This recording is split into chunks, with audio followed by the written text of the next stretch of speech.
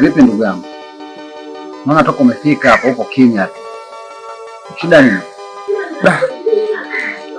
Manjenga. Sijui nianzie wapi kukueleza hili jambo. Kwa sababu hili jambo linanipasua sana kichwa. Linaniumiza akili yangu. Linanikosesha amani kabisa. Sijui uanzie wapi kuniambia.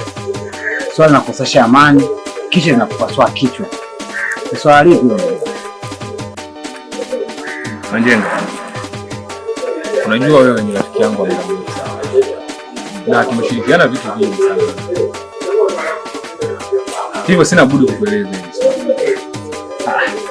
Halafu una sita sana. Isitoshe mimi ni ndugu yako. Mimi rafiki yako wa karibu. Kumbuka tumefanya mambo mengi sana. Hivyo sasa ukinificha wewe, sina budi hata mimi kwangu nitakuwa na vificha kwa sababu haina maana mimi ya kushirikiana sasa. Mimi hapo naponiona. Ndugu hapa ni Ndugu hapa ni mtungi. Unamaanisha nini kusema? Kaka bwana.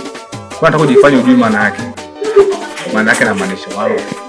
Sina nguvu za. Sasa ndugu yangu Mzumbavele, unawezaje ukawa na tatizo kubwa kama hili alafu mko nalo tu kimya nikiwa kama ndugu yako na hutaki kunishirikisha? Samahani ndugu yangu. Kweli nishindwa kueleza kwa sababu kuna vitu vingine niliona kabisa naweza nikajiaibisha. Jambo kubwa kama hili umekaa nalo ndani ya miaka 5 na umekuwa kimya tu na unataka kumshirikisha mtu yoyote katika vitu ambavyo umewahi kunikosea. Hili la leo umenikosea sana. Basi sawa. Mimi nitakusaidia. Kunisaidia?